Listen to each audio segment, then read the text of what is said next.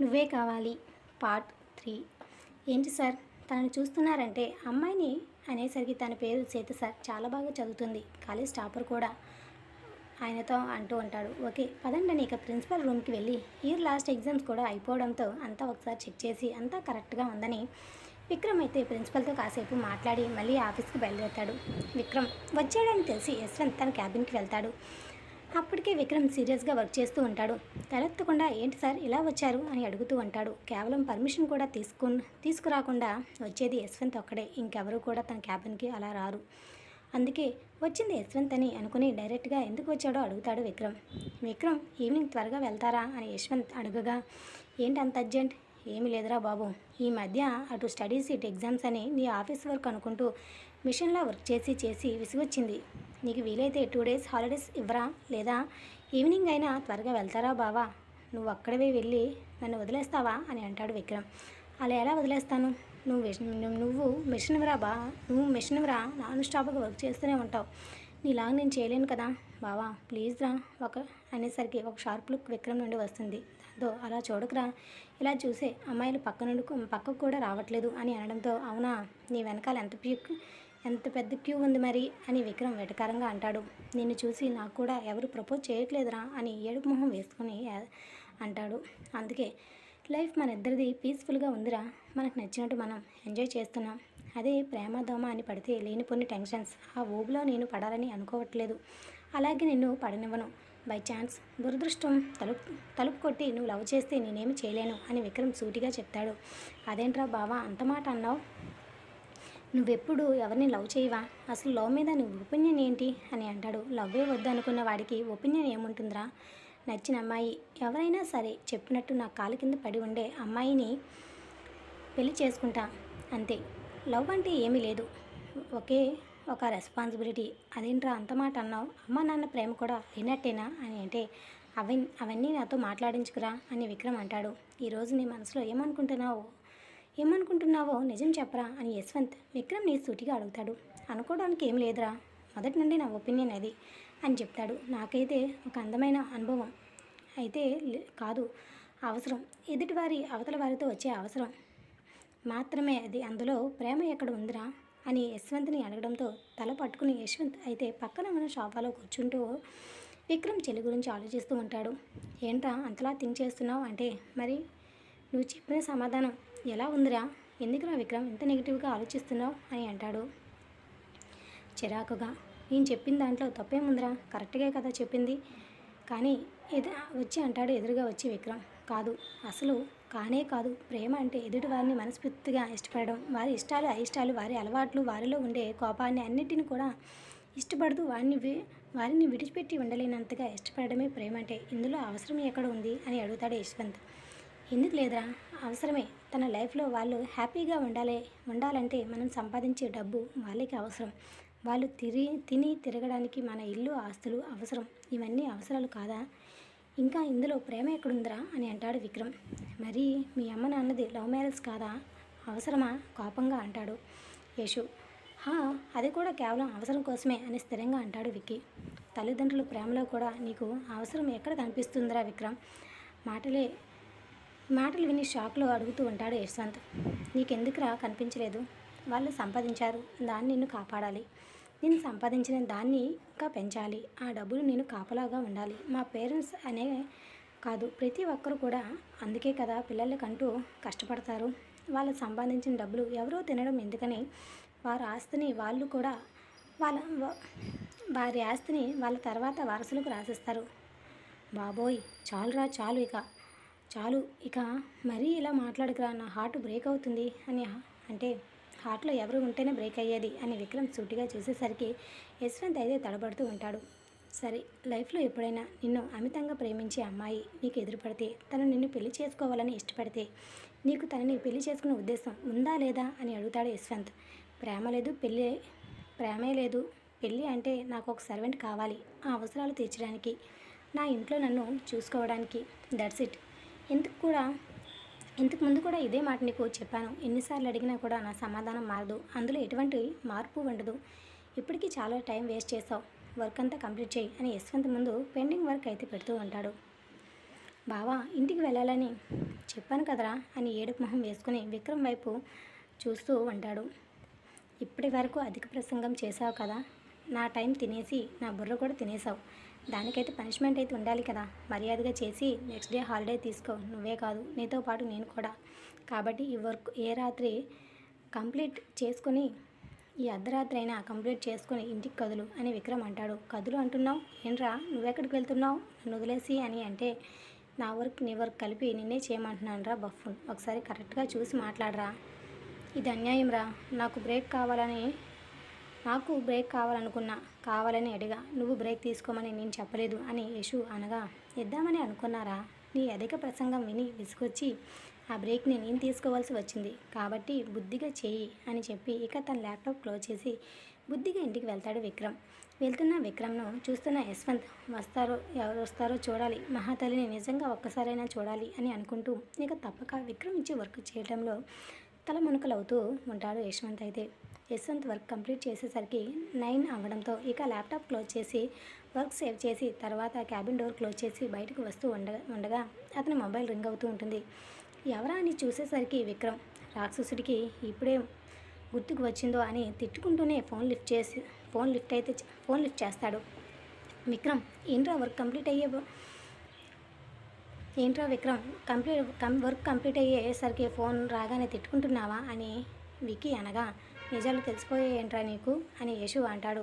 చేసిన ఎక్స్ట్రాలు చాలే, ఫామ్ హౌస్కి వచ్చాయి అంటే అప్పటి వరకు ఉన్న అలసట అంతా యశ్వంత్ మొహంలో ఎగిరిపోయి, బావా 15 మినిట్స్లో అక్కడ ఉంటా, ఏదైనా స్పెషల్ ఉందా అంటే త్వరగా రారా అని కాల్ కట్ చేస్తాడు విక్కీ.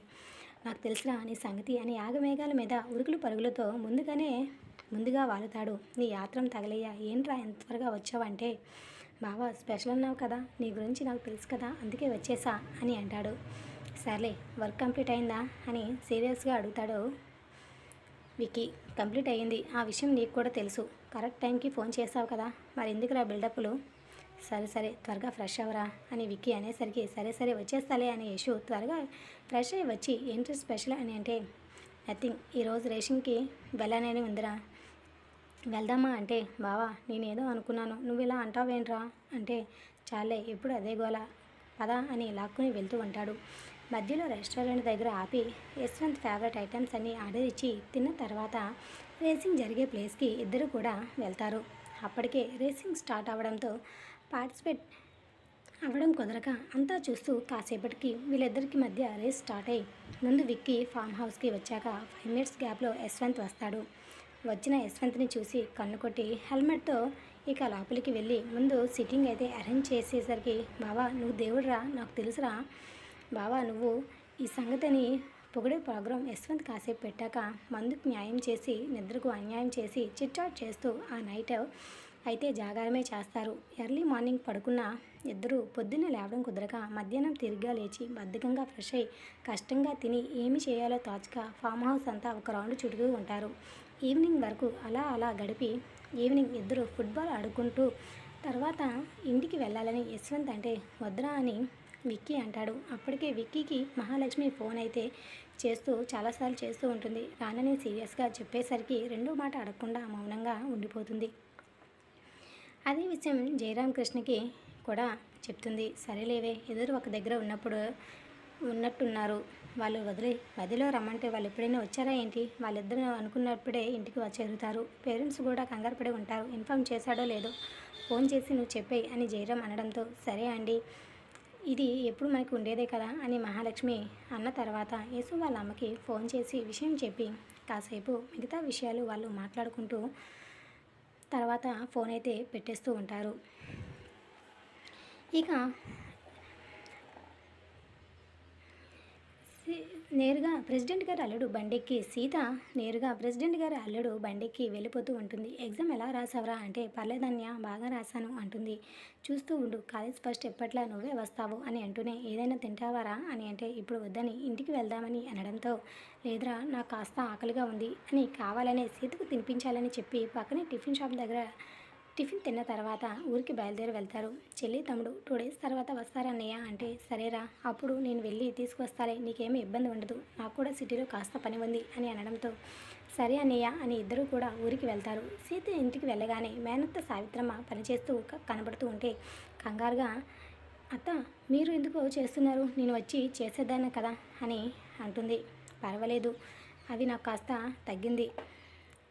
అక్కడ చేసి ఇక్కడ చేసి ఎంతగానో ఏం చేస్తూ ఉంటావో, నీకైనా కాస్త విశ్రాంతి వద్దా తల్లి అని అంటుంది. ఊరుకు అత్తమ్మ, కష్టపడవలసిన వయసులో నన్ను కూర్చోమని చెప్పి నువ్వు కష్టపడతావా చెప్పు, విశ్రాంతి తీసుకో, ఈ పని నేను చేస్తాను కదా అని చెప్పి బలవంతంగా సావిత్రమ్మను కూర్చోబెట్టి తనే పని మొత్తం చేస్తూ ఇద్దరికి కాఫీ తీసుకువచ్చి పక్కనే కూర్చుని జరిగిన విషయం మాత్రం చెప్తూ కాఫీ తాగుతూ ఉంటుంది. అప్పుడే వాళ్ళ పిన్ని నుండి ఫోన్ రావడంతో ఇక సగం తాగిన కాఫీ అక్కడే పెట్టేసి వదిన ఇంటికి వెళ్తుంది. పిన్ని ఇంటికి వెళ్తుంది. ఇక మీ నాన్న గది నుండి ఏదో వాసన వస్తుంది, గదంతా శుభ్రం చేసి కడుగు అని చెప్పి ఇక వాళ్ళ పిన్ని చెప్పడంతో సరే పిన్ని అని వెంటనే గదంతా శుభ్రం చేసి బెడ్షీట్లు మార్చి కొత్త బెడ్షీట్లు వేసి తండ్రికి కూడా స్నానం చేసి బట్టలు వేసి బెడ్ మీద పడుకోబెట్టిన తర్వాత కాస్త ఇంట్లో ఏముందో చూసి తినిపిస్తూ ఉంటుంది. నీ చేతి కాఫీ ఇవ్వవే, తల బద్దలైపోతుంది అని అనడంతో సరే పిన్ని అని చెప్పి కాఫీ చేసిస్తుంది. వాళ్ళ పిన్ని ఇక మంచం మీద కూర్చొని కాఫీ తాగుతూ ఉంటుంది.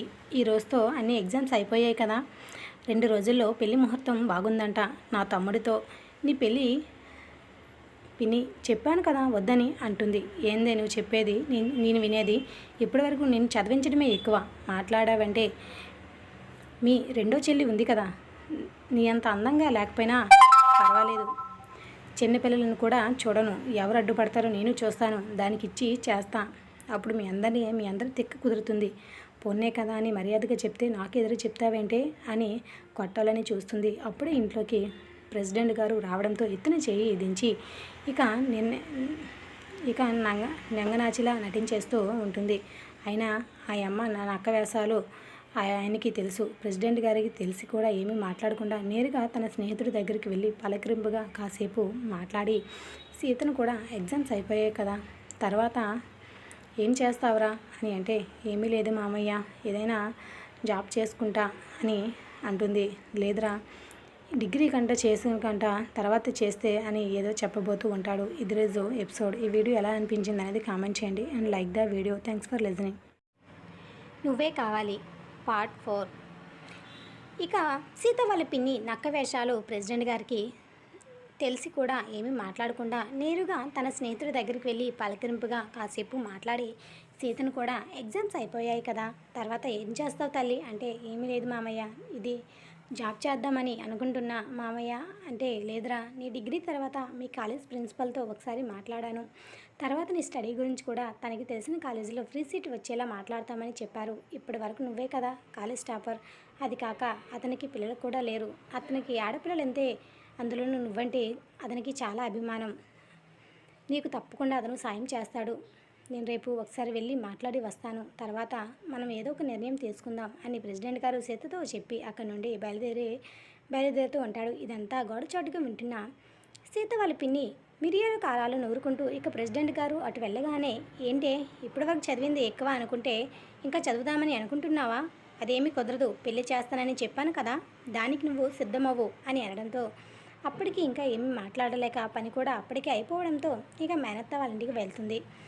ముందు రాత్రి కూడా అర్ధరాత్రి వరకు చదవడంతో ఆ రోజు ఇంట్లో త్వరగా పనిచేసి కాస్త తిని ఇక నిద్రపోతూ ఉంటుంది. పొద్దున్నే ప్రెసిడెంట్ గారు అయితే ఇక కాలేజ్ ప్రిన్సిపల్తో కలవడానికి వెళ్తూ ఉంటారు. అదే సమయం చూసుకొని సీత వాళ్ళ పిన్ని గుళ్ళో వెళ్ళి పెళ్లి ఏర్పాట్లు చేస్తూ ఉంటుంది. ఊళ్ళో పంతులు గారు ఒప్పుకోకపోతే పక్క ఊరిలో వాళ్ళ తమ్ముడు బెదిరించి ఒక పంతులను తీసుకుని వచ్చి పెళ్లి ఏర్పాట్లు చేస్తూ ఉంటారు. ఆ విషయం తెలిసి సీత వాళ్ళు చాలా బాధపడుతూ ఉంటుంది. వాళ్ళ పిన్ని, ఇది కట్టుకో, అరగంటలో బయటికి రావాలి, మరొక నిమిషం లేట్ అయినా మీ నాన్న ఈ లోకంలో ఉండడు అని వార్నింగ్ ఇచ్చి వాళ్ళ తమ్ముడు రెడీ అయ్యాడో లేదో చూడడానికి వెళ్తుంది. వాళ్ళ తమ్ముడు అప్పటికి రెడీ అయ్యి వాళ్ళ అక్కకి ఎదురుగా రావడంతో, మంచి పని అయిందిరా, నువ్వు ఒకసారి గుడికి వెళ్ళు, అక్కడ ఏర్పాట్లు అన్నీ అయ్యాయో లేవో చూడు, ఆ ప్రెసిడెంట్ ఊరు నుండి తిరిగి వచ్చేసరికి దీని మెడలో తాళి పడిపోవాలి, లేదంటే మన ఆటలు సాగనివ్వడు అని అనడంతో, సరే అక్క, నేను వెళ్తున్నా, త్వరగా వచ్చేయండి సరేనా, నేను ఇదంతా చూసుకుంటాను, నువ్వు అక్కడ ఏర్పాట్లు చూసుకో, అది ఎలా రాదో నేను కూడా చూస్తాను అని చెప్పడంతో, సరే అక్క, నేను వెళ్తున్నాను అని చెప్పి గుడికి బయలుదేరుతూ ఉంటాడు. ఇటు వెంటనే సీత, బయలుదేరావా అని అంటే, అప్పటి వరకు కన్నీరు పెట్టుకుంటూ ఉన్న సీత, వస్తున్న పిన్ని అని కంగారుగా మొహం కడుక్కొని 2 ముంతలు నీళ్లు పోసుకొని ఇక త్వరగా బయటకు వచ్చి చీర కట్టుకుంటూ ఉంటుంది. సింపుల్గా జడవేసి నుదుటిన బొట్టు పెట్టుకొని ముందుకు వచ్చి నిలబడుతుంది. నీకు ఏమిలా అవసరం లేదే, నువ్వు అందగత్తివే, మీ అమ్మ అందమంతా నీకు వచ్చింది. పచ్చడి మెతుకులు తింటేనే నువ్వు ఎంత అందంగా ఉన్నావు. అదే మంచి భోజనం తింటే నీకు అంతక నీకు ఎవరు సాటిరారు. తమ్ముడిని పెళ్లి చేసుకో, అంతకన్నా నిన్ను బంగారు బొమ్మలా చూసుకుంటా అని వాళ్ళ పిన్ని చెప్తే చిన్న నవ్వు నవ్వి అక్కడి నుండి వెళ్ళిపోతుంది. సీతకి అసలు విషయం తెలుసు. ఆస్తి తన పేరు ఉన్నంత వరకు ఈ నాటకాలన్నీ, అది కూడా వాళ్ళ పెళ్ళైన తర్వాత బలవంతంగా అయినా సరే తన ఆస్తిని రాపించుకోవాలని ఇద్దరు అక్క తమ్ముడు ఇక ఎప్పటి నుంచో నిరీక్షిస్తూ ఉంటారు అని మనసులో దేవుడిని కోరుకుంటూ ఉంటుంది. ఎవరు రక్షిస్తారా అని దేవుడిని మనసులో కోరుకుంటూ ఉంటుంది. ఫోన్ చేద్దాం అనుకుంటే వాళ్ళ పిన్ని అక్కడే ఉండడంతో ఫోన్ చేయడం కుదరదు. ఏం చేయాలో అలా ఏడ్చుకుంటూ ఉంటే, చూడు ఎవడో చచ్చినట్టు ఇలా ఏడవకు, నువ్వు ఇలా ఏడుస్తూ ఉంటే మీ నాన్న నిజంగా చేస్తాడు, ఎక్కువ మాట్లాడకుండా రా నా వెంట అని చెయ్యి పట్టుకుని ఈడ్చుకుంటూ వెళ్తూ ఉంటుంది. నిజానికి ఇవాళ మేనత్త వాళ్ళ ఇంట్లో ఉంటుంది. వాళ్ళ పిన్ని అర్జెంట్ పని ఉందని చెప్పేసరికి ఏదైనా ఇంటికి రమ్మని చెప్పి ఇక వాళ్ళ మేనత్తకు తెలియకుండా గుడికి తీసుకుని వెళ్ళి పెళ్లి జరిపించేస్తూ ఉంటుంది. వాళ్ళ మేనత్త అయితే చూస్తూ ఉంటుంది. ఏంటిది ఇంత పొద్దున్నే వెళ్ళి ఇంకా రాలేదు అని సీతని పిలుచుకు రావడానికి వెళ్తుంది. పొద్దున్న నుండి కనీసం మంచినీళ్ళు అయినా తాగకుండానే ఆ రాక్షసి తనని లాక్కుని వెళ్ళింది అని అనుకుంటూ ఉండగా ఆ ఊర్లో ఆ జనాలు ఈ జనాల మాట విని పరుగున గుడి దగ్గరికి వెళ్ళడానికి ప్రయత్నిస్తూ ఉంటుంది సీత వాళ్ళ మేనత్త. అప్పటికే కన్నీరు పెట్టుకుని పందిట్లో కూర్చుని పీటల మీద కూర్చొని ఏడుస్తూ ఉంటుంది. వాళ్ళ పిన్ని తమ్ముడు ఇద్దరు కూడా కొందరు రౌడీలను గుడి చుట్టూ అరేంజ్ చేసి ఉంటారు. ఊర్లో సీత మంచి కోరేవారు ప్రెసిడెంట్ గారికి ఫోన్ చేసి విషయం చెప్పగా వెంటనే అక్కడి నుండి వెళ్ళేసరికి పెళ్ళి అయిపోతుందని తెలిసి దగ్గర ఉన్న పోలీస్ స్టేషన్కి ఇన్ఫామ్ చేస్తాడు ప్రెసిడెంట్. అతని మీద గౌరవం ఉన్న పోలీసులు ఇద్దరు కానిస్టేబుల్స్ని గుడి దగ్గరికి పంపించి అసలు విషయం తెలుసుకుంటారు. మాంగళ్య ధరణ జరిగే సమయంలో కానిస్టేబుల్ అక్కడికి రావడంతో రౌడీలు కూడా అడ్డు చెప్పలేకపోవడంతో లోపలికి పంపించడంతో ఇక వాళ్ళు పిన్నికి చుక్కలు కనిపిస్తూ ఉంటాయి. ఒక పక్క వీళ్ళు ఎందుకు వచ్చారని టెన్షన్ పడుతూనే ఒరేయ్ త్వరగా లేరా అని వాళ్ళ తమ్ముడి దగ్గరికి వచ్చి చెప్తూ ఉంటుంది. సరే తాళి తీసుకుని కట్టబోతూ ఉండగా ఇక వెంటనే కానిస్టేబుల్స్ రియాక్ట్ అయ్యి వాడి చేతులను రెండు పట్టుకొని వెనక్కి లాగేస్తూ ఉంటారు. ఏమైంది, ఎందుకు నన్ను తాళి కట్టనివ్వడం లేదు అని అడగగా ఆ పిల్ల మైనర్, ఎలా పెళ్లి చేసుకుంటావు, పద పోలీస్ స్టేషన్కి అని అంటే తనకు నా మరదలు, తన ఇష్టపూర్వకంగానే పెళ్లి చేసుకుంది, ఇప్పుడు తన జాతకంలో పెళ్లి జరగకపోతే తనకి ప్రమాదమని, అందుకే నేను పెళ్లి చేసుకుంటున్నా అని నోటికి వచ్చింది ఏది వస్తే అది చెప్పేస్తూ ఉంటాడు. ఏదైనా సరే చట్ట ప్రకారం మైనర్ని పెళ్లి చేసుకోవడం చాలా తప్పు, కాబట్టి నువ్వు చేసిన తప్పు, ఈ జాతకాలు అవన్నీ మాకు తెలీదు, ఈ పెళ్ళి ఇప్పుడు ఆపేసావా లేదా జైల్లో చెప్పుకుడు తింటావు అని ఈ పెళ్ళి ఇప్పుడు ఆపేస్తావా లేదా జైల్లో చెప్పుకుడు తింటావా అని అనడంతో ఇక సీత వాళ్ళ పిన్ని వాళ్ళ తమ్ముడు ఇద్దరు కూడా భయపడి ఇక ఏమీ మాట్లాడక మౌనంగా ఉంటారు. చాలా వాదులాట తర్వాత ఇక తప్పక పిన్ని వాళ్ళ తమ్ముడు అక్కడి నుండి వెళ్ళిపోవడంతో సావిత్రమ్మను అప్పుడు రౌడీలు ఉండడంతో నేరుగా వచ్చి సీత గుండెలకు హత్తుకుని ఏడుస్తూ ఉంటుంది.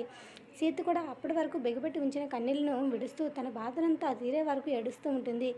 సీత కూడా చాలాసేపు వరకు ఇద్దరు అలా ఉండిపోతారు. కాసేపటికి వాళ్ళ మేనత్త నెమ్మదిగా తీసుకుని ఇంట్లో కూర్చోబెట్టి కనీసం ఒక మాట అయినా చెప్పొచ్చు కదా తల్లి, ఎందుకు పిచ్చి నిర్ణయం తీసుకున్నావు అంటే, ఏమీ లేదత్తా, పిన్ని చేసుకున్నానని చెప్పాను, చాలా కొట్టింది, అది కాక నాన్నని ఏదైనా చేస్తుందేమని భయపడి ఒప్పుకున్నాను అని అంటుంది. దాని మొహం అదేం చేస్తుందే, నీ చేతులు ఆస్తున్నంత వరకు దాని నాటకాలు సాగవు, అలా చేయలేక నిన్ను బ్లాక్మెయిల్ చేయాలని చూస్తుంది, మీ నాన్నకి ఏమైనా అయితే ఊరందరూ అదే చేసిందని చెప్తారు, కాబట్టి అది జైలుకి వెళ్తుంది, అందుకే ఇన్ని సంవత్సరాలు కూడా అదే గుంటికాడ నక్కల ఎదురు చూస్తూ ఉంది, అంతే తప్ప మీ నాన్నకి కూడా అది ఏమీ చేయలేదు, నువ్వు ఊరకనే లేనిపోని భయాలు పెట్టుకొని మీ పిన్ని చెప్పిందల్లా తలాడించుకు, కాస్త ధైర్యంగా ఉండు అని చెప్తుంది. సరే అత్తమ్మా అని అంటే, ముందు అవన్నీ తీసి పక్కన పెట్టి చీర మార్చుకుని రావే అని చెప్పి ఎప్పుడు వేసుకుని చుడిదారు వేసుకుని సీత వచ్చేటప్పటికి వాళ్ళ మేనత్త కాస్త తినడానికి తెస్తూ ఉంటుంది. సీత ఎంత వద్దన్నా చెప్పినా మేనత్త వెనకపోవడంతో కాస్త తిని కాస్త తలనొప్పిగా ఉంది,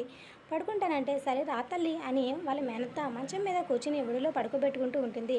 సీత మాట్లాడుకుంటూ వాళ్ళ మేనత్త ఒడిలో ప్రశాంతంగా పడుకోవాలని చూసినా పదే పదే వాళ్ళ పిన్ని అన్న మాటలు గుర్తుకు వచ్చి కన్నీరైతే అసలు ఆగవు తల్లి, నువ్వు ఇలా బాధపడకురా, నువ్వు ధైర్యంగా ఉండు, నువ్వు ఇలా అయిపోతే చెల్లి తమ్ముడు ఏమైపోవాలి, ధైర్యంగా ఉండరా అని వాళ్ళ మేనత్త పదే పదే చెప్తూ ఉంటుంది. అలా ఏడుస్తూనే సీత నెమ్మదిగా నిద్రలోకి జారుకుంటుంది. సాయంత్రానికి ప్రెసిడెంట్ గారు వచ్చి పెళ్లి జరగలేదని తెలిసి నేరుగా సీత పిన్ని దగ్గరికి వెళ్ళి గట్టి వార్నింగ్ ఇచ్చి, మరొకసారి నువ్వు నీ తమ్ముడు కలిసి ఇలాంటి పిచ్చి నిర్ణయాలు తీసుకుని సీత జీవితం పాడు చేయాలని చూస్తే నేను మాత్రం సహించను అని చెప్తే, ఏంటి మౌనంగా వింటున్నాను కదా అని ఎక్కువ మాట్లాడుతున్నావు? ఈ రోగిష్టిని నేను చేసుకుని నా జీవితం పాడు చేసుకున్నాను. తప్పేముంది నా తమ్ముడికి సీతనిచ్చి పెళ్లి చేయాలని? వాడికి ఎలాంటి రోగాలు లేవు. అలాగే రోగిష్టి కూడా కాదు. చక్కగా సీతను చూసుకుంటాడు. నేను అనుకున్న దానిలో తప్పేముంది? లేదు, నువ్వు నీ తమ్ముడు ఇద్దరూ ఎదవ తెలివితేటలు నాకు తెలుసు. వాళ్ళు అంత మంచివాడు అనుకుంటున్నావా? ఎవరిని మభ్య పెట్టాలని చూస్తున్నావు? వాడికి లేని వ్యసనం అంటూ ఏదైనా ఉందా అంటే వాడు మగాడు. మరీ రోజు పప్పన్నం తిని పడుకోవడానికి వాడేం చవట కాదు అని అంటే, తిరుగుబోతు, వెధవ, సన్యాసి, ఇంకా ఎన్ని పేర్లు ఉన్నాయో అన్నీ కూడా నీ తమ్ముడికి వర్తిస్తాయి అంటే, ప్రెసిడెంట్ గారు ఊరుకుంటున్నా కదా అని నోటికి వచ్చి మాట్లాడితే మాత్రం మర్యాదగా ఉండదు అంటే ఏం చేస్తావు? ఆ పిల్ల జోలికి వచ్చావంటే ఏం చేస్తానో నాకే తెలీదు. చేతికిచ్చి నా తమ్ముని పెళ్లి చేస్తాను అంటే తను ఇప్పుడు మైనర్. మీరు ఏం చేసినా ఇప్పుడు చెల్లదు. బాగా అయితే ఇంకా మరో 6 మాసాల్లో తనకి మేసరవుతుంది. అప్పుడైనా నా తమ్ముడికి ఇచ్చి పెళ్లి చేస్తాను. ఎలా అడ్డుకుంటారో నేను కూడా చూస్తాను అని అంటుంది. నీతో మాట్లాడిన కంట మర్యాదగా నా గౌరవం నేను నిలబెట్టుకోవడం మంచిది అని అక్కడి నుండి నేరుగా తన ఇంటికి వెళ్ళి అప్పటి వరకు చిరాకుగా ఉండడంతో సీతతో కూడా మాట్లాడడం ఇష్టం లేక తన గదిలోకి వెళ్ళి స్నానం చేసి వాళ్ళ భార్య ఇచ్చిన కాఫీ తాగి కాస్త రిలాక్స్ అవుతూ ఉంటాడు. ఆ పిల్ల గురించి ఎంత ఆలోచించి రాక్షసుని నుండి కాపాడడానికి ఎటువంటి ఆస్కారం దొరకటం లేదు. నేను చేసిన చిన్న పొరపాటు ఆ పిల్లల చుట్టూ ఇలా మురిలా ఉంటుందని అనుకోలేదురా అని స్నేహితుడిని తలుచుకుంటూ బాధపడుతూ ఉంటారు ప్రెసిడెంట్ గారు. మరుసటి రోజు ప్రెసిడెంట్ గారు అల్లుడు వెళ్ళి సీత తమ్ముడు వాళ్ళ చెల్లిని తీసుకుని వస్తారు. వాళ్ళు వస్తున్నారని తెలిసి వాళ్ళకి ఇష్టమైనవన్నీ చేసి పెడుతుంది సీత. అన్నీ చేసి పెట్టి మళ్ళీ మిషన్ ఎక్కి కుట్టుకుంటూ ఉండగా అప్పుడు ప్రెసిడెంట్ గారు వచ్చి, నీ మీద చాలా కోపంగా ఉంది తల్లి అని అన్ని విషయాల్లో ధైర్యంగా ఉండే నువ్వు మీ పిన్ని దగ్గరికి వచ్చేసరికి తను ఆడే బొమ్మల తలుపుతూ ఉంటావు. ఎందుకురా కనీసం ఒక్క మాటైనా నాకు చెప్పాలనిపించలేదా అని బాధగా అంటారు. లేదు మామయ్య, చెబుదామని అనుకున్నా, కానీ పిన్ని నా మొబైల్ లాగేసుకుంది అంటే సరేలే, ఏదైతే అది అయ్యింది. ముందు నీ కాలేజీలో ప్రిన్సిపల్తో మాట్లాడి సీట్ ఇచ్చారు. నెక్స్ట్ స్టడీస్ కూడా అయిపోతే అప్పుడు జాబ్ చేసి మంచి జాబ్ వస్తుంది. నువ్వు చెల్లిని చక్కగా చదివించుకోవచ్చు అంటే సరే మామయ్య మీ ఇష్టం. పిన్ని ఒప్పుకుంటుందో లేదో అంటే తను నీకు అనవసరం, నేను చెప్పా కదా, సరే మామయ్య అంటుంది. తమ్ముడు వాళ్ళు వచ్చేస్తారులే, టైం అయింది అంటే అలాగే మామయ్య అని కాసేపు మాట్లాడి తనకి తాగడానికి మజ్జిగ ఇచ్చి మళ్ళీ మిషన్ కుట్టుకుంటూ మాట్లాడుతూ ఉంటుంది. అలా కాసేపు ప్రెసిడెంట్ గారు కూడా మాట్లాడిన తర్వాత పొలాలు చూడడానికి అతను వెళ్ళిపోతే అప్పటి వరకు ఏం కొట్టవలసినవన్నీ కొట్టడంతో ఇక చెల్లికి తమ్ముడి కోసం ఎదురు చూస్తూ ఉంటే కాసేపట్లో వాళ్ళు కూడా వచ్చేస్తారు. వాళ్ళని చూసిన సీత చాలా హ్యాపీగా ఫీల్ అవుతూ ఉంటుంది. ఇద్దరిని హత్తుకుంటూ ఎలా ఉన్నారా అని ఏదైనా తిందురు అని చెప్పి వాళ్ళు ఫ్రెష్ అయ్యి వచ్చిన తర్వాత వాళ్ళ కోసం చేసి పెట్టినవన్నీ వాళ్ళ ముందు పెడుతూ ఉంటుంది. అక్క మా కోసమేనా అని వాళ్ళు అడుగుతుంటే, మీకు కాక ఇంకెవరురా నాకు అని సీత అనేసరికి, నేను లేనా అని ఎంటర్ అవుతూ ఉంటుంది మేనత్త. నువ్వు ఉన్నావు, లేదని నేను చెప్పలేదే, మా నలుగురు కోసం అని చెప్పి నలుగురు కూడా అలా మాట్లాడుకుంటూ వాళ్ళ తమ్ముడు చెప్పే స్కూల్ విషయాలు వింటూ ఉంటుంది సీత. వాళ్ళ చెల్లికి అయితే ఆ ఊరంటే అస్సలు పెద్దగా నచ్చదు. హాస్టల్లో ఉంటూ హైఫై లైఫ్ బతకాలని చాలా కోరికలు ఉంటాయి. వాళ్ళ ఫ్రెండ్స్ అందరూ చాలా రిచ్ పర్సన్స్. అలా తను కూడా ఉండాలని అనుకుంటూ ఉంటుంది. ఇక్కడికి వస్తే పనులు చేయాల్సి వస్తుందని సీత వాళ్ళ చెల్లికి విసుగు. అందుకే వీలైనంత వరకు సీతకు ఏదో ఒక సాకు చెప్పి పనుల నుండి తప్పించుకుంటూ ఉంటుంది. కానీ వాళ్ళ తమ్ముడు మగపిల్లాడైనా వాడు చేయవలసిన వరకు వాళ్ళ అక్కకి హెల్ప్ చేస్తూ ఉంటాడు. వాళ్ళ అక్క ఎంత వారించినా కూడా సరదాగా మాట్లాడుతూ కాసేపు వాళ్ళు అలా అక్కతో మాట్లాడుతూ కూడా సరదాగా గడుస్తూ తమ్ముడు చెల్లిని ప్రేమగా చూసుకుంటూ ఉంటుంది. ఖాళీగా ఉంటే అప్పుడప్పుడు వాళ్ళ నాన్న దగ్గరకు తీసుకువెళ్ళి కాసేపు కూర్చోబెట్టి తీసుకువచ్చేది. అలా సెలవులు మొత్తం సరదాగా వాళ్ళ తమ్ముడు వాళ్ళతో గడిచిపోతూ ఉంటే వాళ్ళ పిన్ని తిట్లు ఎప్పటికీ అలవాటే కాబట్టి అవి పెద్దగా పట్టించుకోకుండా తన పని తను చేసుకుంటూ ఉండేది. ఇక చెల్లి తమ్ముడు కూడా మరి హాస్టల్లో దింపి తను కూడా హాస్టల్కి చేరాలని కాలేజీలో ఉండే హాస్టల్ ప్రొవైడ్ చేయడంతో ప్రెసిడెంట్ గారు కూడా సీతతో పాటు తోడు వచ్చి కాలేజ్ ప్రిన్సిపాల్తో ఒకసారి మాట్లాడి సీతను హాస్టల్లో దింపిన తర్వాత మళ్ళీ ఊరికి వచ్చేస్తారు. ఇదంతా వాళ్ళ పిన్ని చూస్తూనే ఉంటుంది. టైం కోసం ఎదురు చూడడం తప్ప ఏమీ చేయలేక మౌనంగా ఉండిపోతుంది. ఇక విక్కీ యశ్వంత్ ఇద్దరు కూడా ఆ రోజు మొత్తం వాళ్ళకి నచ్చినట్టు టైం స్పెండ్ చేసి నెక్స్ట్ డే ఇంటికి వెళ్లకుండా నేరుగా ఆఫీస్కి వెళ్ళి వర్క్ చేసుకుంటూ నైట్ 8 అవుతూ ఉండగా ఎవరికి వారి ఇంటికి వాళ్ళు వెళ్తూ ఉంటారు. అప్పటి వరకు విక్రమ్ కోసం ఎదురు చూస్తూ ఉన్న జయరాం విక్రమ్ అని పిలుస్తూ ఉంటారు. వాట్ డాడ్ అని అంటే, అదేరా కాలేజీలో ఫ్రీ సీట్స్ ఇచ్చావని తెలిసింది. ప్రిన్సిపల్ని అడిగితే నీ పేరు చెప్పాడు. ఎప్పుడూ లేనిది ఏంటి కొత్తగా అని అంటే, డాడ్ కాస్త తెలివి లేకుండా మాట్లాడకండి. మీరు రాజకీయాల్లోకి రావాలని చూస్తున్నారు కదా, అందుకే జస్ట్ సింపతి కోసం 10 మందికి ఫ్రీ సీట్ ఇచ్చినంత మాత్రాన మనకి ఏమి ఇన్కమ్ తగ్గిపోదు. అలాగే మీ రెప్యుటేషన్ కూడా పెరుగుతుంది. పేద విద్యార్థులను చదివిస్తున్నారని పేరు మీకు ఉంటుంది. మంచి సింపతి కూడా ప్రజల్లోకి వెళ్తుంది. అంతే డాడ్. అది కాక నేను సెలెక్ట్ చేసిన వాళ్ళందరూ టాపర్స్. మన కాలేజీకి కూడా మంచి నేమ్ వస్తుంది. ఒకవేళ వాళ్ళ చదువులో కాస్త ఇంప్రూవ్మెంట్ ఏం లేకపోయినా కూడా ఫీజు కట్టాలని కండిషన్ కూడా పెట్టాను. So no problem dad. ఎటు చూసినా మనకి బెనిఫిట్. దీని గురించి ఎక్కువ మీరు థింక్ చేయకండి. I know what I do. ప్రతిసారి నన్ను క్వశ్చన్ చేయకండి, నాకు నచ్చదు అని చెప్పి గదిలోకి వెళ్ళిపోతాడు. కొడుకు సంగతి తెలిసిందే కాబట్టి జయరాం ఇంకా ఏమీ మాట్లాడకుండా అప్పటికే తినడంతో కాల్ వస్తూ ఉంటే మాట్లాడుతూ తన గదిలోనికి వెళ్ళిపోతాడు. ఫ్రెష్ అయి వచ్చిన విక్రమ్ తల్లి వడ్డించింది తిని తను మాట్లాడేలోపు గుడ్ నైట్ మామ్ అని చెప్పి గదిలోనికి వెళ్ళి యశ్వంత్కి కాల్ చేస్తూ ఉంటాడు. తర్వాత ఏం జరగనుంది? సీత విక్రమ్ ఎదురు పడతారా?